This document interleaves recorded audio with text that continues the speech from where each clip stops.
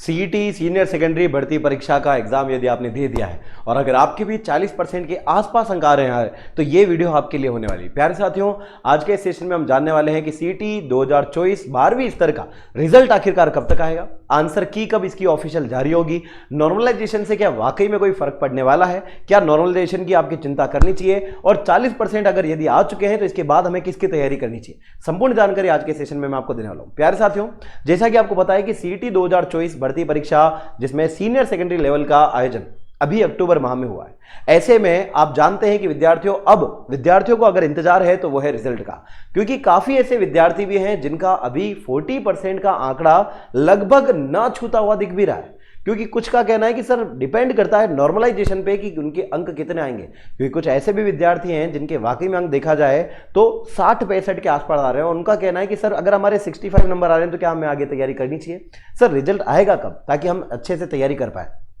तो विद्यार्थियों देखिए, सबसे पहले तो मैं उन लोगों को बधाई देना चाहता हूं जिनके 40% आ रहे हैं, जो श्योर हो चुके हैं कि सर हमारे जो 40% अंक है वो आ रहे हैं और हम अब इसके आगे तैयारी करना चाहते हैं, तो वो तो अभी से तैयारी में लग गए, है ना। अब ऐसे में रिजल्ट कब आएगा उनके मन में भी ये डाउट है, क्योंकि हर बार हर भर्ती परीक्षा की तैयारी करना हर किसी के लिए पॉसिबल नहीं है।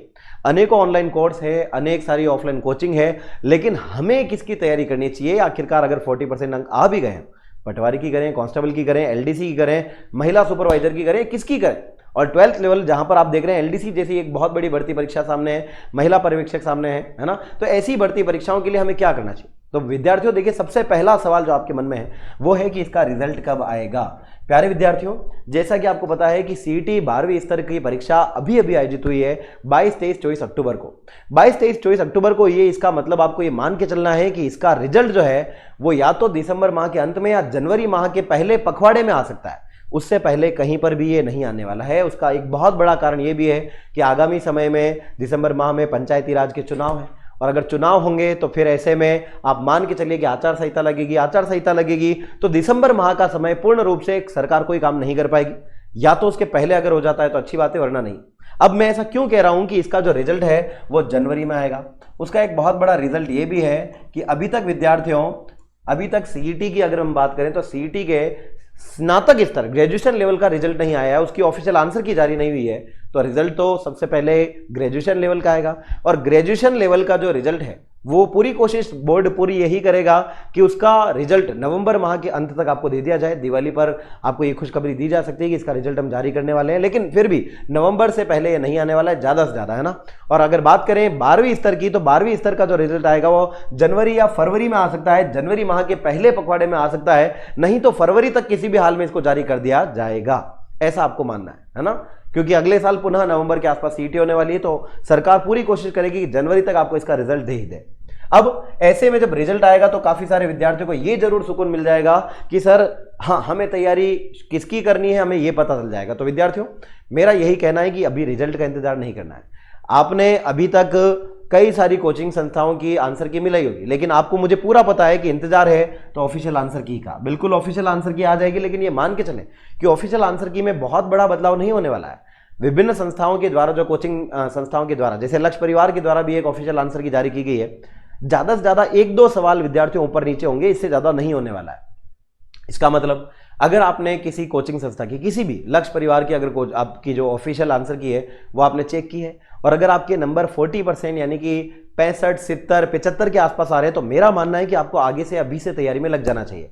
उसका एक बहुत बड़ा कारण यह भी है कि विद्यार्थियों काफी समय तक तो विद्यार्थी इसी असमंजस में रहते हैं कि सर तैयारी करें या ना करें। विद्यार्थियों देखिए, समय वापस लौट के नहीं आता है और हमें बेरोजगारों की तरह भटकते नहीं रहना है, अपना एक पद निर्धारित करना है और पद तभी निर्धारित होगा जब आप समय की वैल्यू करेंगे। और नॉलेज कभी बेकार नहीं जाता है। आपने जो सीईटी में पढ़ा वही आगे भी मुख्य भर्ती परीक्षा में काम आने वाला है और मुख्य भर्ती परीक्षा में आपका चयन हो ना हो, लेकिन सीईटी अगली तो दोगे ही आप, कोई ना कोई नॉन सीईटी एग्जाम भी आप सामने है तो वो भी दोगे। तो ऐसे में मेरा मानना है कि आपको जीके आधारित जो भी अभी सब्जेक्ट है उनकी तैयारी आपको अभी कर लेनी चाहिए। बहुत बड़ा कारण यह भी है क्योंकि जीके का नॉलेज कभी व्यर्थ नहीं जाता है, चाहे आप अगले साल सीईटी देंगे, चाहे मुख्य भर्ती देंगे, या फिर सीईटी में इसमें से पास भी हो जाएंगे या नॉन सीईटी का कोई एग्जाम देंगे, तब भी आपका काम आने वाला है। तो यही कहूंगा कि आंसर की जो है वो आंसर की आपको मान के चलना है कि कम से कम भी नवंबर एंड से पहले नहीं आने वाली है, नवंबर माह के अंत में ही आएगी, इससे पहले नहीं आएगी आंसर की। तो आपको क्या करना है, अभी जितनी आधिकारिक जिस भी संस्था की आंसर की आपके पास है वो आंसर की आप लें, और उससे अगर आप मिलान कर सकते हैं तो कर लें, क्योंकि ज़्यादा ऊपर नीचे नहीं होने वाला है। तो ये एक बहुत बड़ा आपको मैं हिंट दे रहा हूं कि आपको जीके आधारित तैयारी अभी से कर लेनी चाहिए। फिर बात करें कि सर डर तो इससे लग रहा है कि नॉर्मलाइजेशन से क्या नंबर अगर 65 आ रहे हैं तो 60 हो सकते हैं, या अगर 60 आ रहे हैं तो क्या और भी कम हो सकते हैं? जी हाँ, बिल्कुल हो सकते हैं। लेकिन डर किसको लगना चाहिए? देखो, पहली बात तो डर तो लगने का कोई चांस नहीं। डर इसलिए नहीं लग सकता है क्योंकि विद्यार्थी, देखिए दो प्रकार के विद्यार्थी, एक तो वो है जिन्होंने वाकई में इस सीईटी की तैयारी की थी, और दूसरे वो हैं जिन्होंने बिल्कुल तैयारी नहीं की है, बिना तैयारी के वो एग्जाम देने गए और उनके नंबर जब कम आ रहे हैं तो उनका ये कहना है कि सर अब क्या सीईटी में होगा हमारा, क्या नॉर्मलाइजेशन से फर्क पड़ेगा? मेरा मानना है कि 40% लाना कोई बहुत बड़ा पहाड़ उखाड़ लेना नहीं है। ऐसे में 40% अंक अगर आपके आ रहे हैं तो यानी कि आपकी तैयारी कहीं ना कहीं, आप चाहे शिक्षक भर्ती की तैयारी करें, सीईटी की तैयारी करें, आरएस की करें, आप 40% आसानी से लेकर आएंगे। दिक्कत तो वहां है जब आपके कम से कम भी 60 अंक नहीं आ रहे, है ना, 60 प्रश्न सही नहीं हो रहे हैं, 40% नहीं आ रहे, तो बहुत बड़ी दिक्कत है।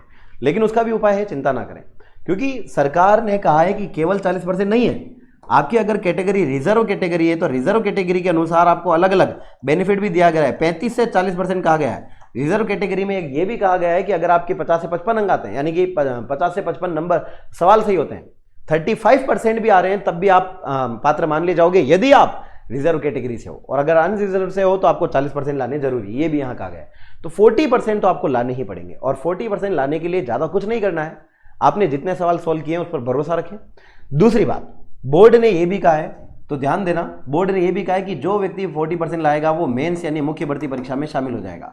अब पहली बात तो इधर उधर की बातें जानने से अच्छा है कि आप अपना गोल निर्धारित करें कि आपको जीवन में करना क्या है, क्या बनना है। सीईटी पात्रता का एक बार आप फिर से, मैं कहूंगा, विज्ञप्ति उठाकर जरूर देखें कि आखिरकार कौन कौन सी भर्तियां इसमें शामिल है, ताकि आपको यह पता चले कि आपको तैयारी किसकी करनी है।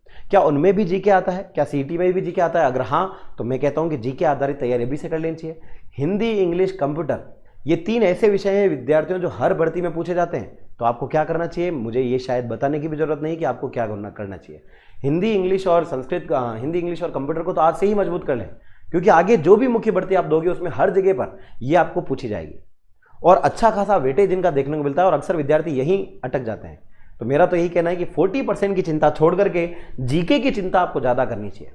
नॉर्मलाइजेशन से केवल ये नहीं है कि नंबर कम ही होंगे, नंबर बढ़ भी सकते हैं, इस बात पर भी अपना पूरा फोकस रखें आप। तो मेरा यही कहना है विद्यार्थियों कि आप 40% अंक लाने की चिंता ना करें। मेरा पूरा भरोसा है कि 40% अंक आपके आ रहे हैं।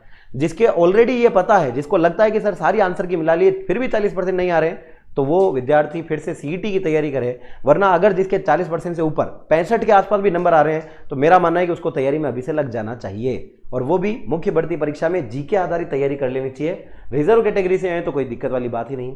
तो ये आपके जो सवाल थे उनका जवाब आज मैंने दिया है। काफी समय से विद्यार्थी पूछ रहे हैं कि सर रिजल्ट कब आएगा, तो रिजल्ट की जानकारी मैंने दी है। आंसर की ऑफिशियल कब आएगी, आ जाएगी विद्यार्थियों।